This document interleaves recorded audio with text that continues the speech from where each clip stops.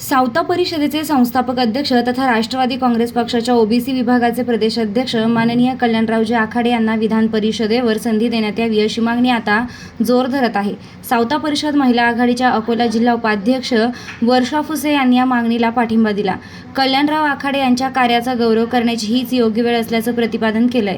गेल्या अनेक वर्षांपासून कल्याणराव आखाडे यांनी राष्ट्रवादी काँग्रेस पक्षाच्या विचारधारेशी निष्ठा ठेवून पक्षवाढीसाठी मोलाचं योगदान दिलंय.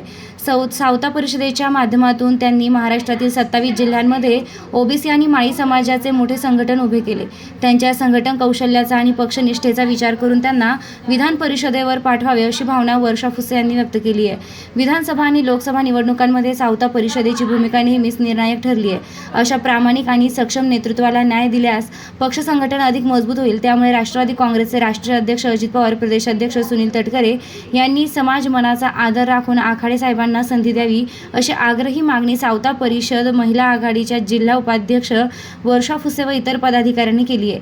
निर्भीड पोलीस टाइम्स न्यूजसाठी वर्षा फुसे, अकोट.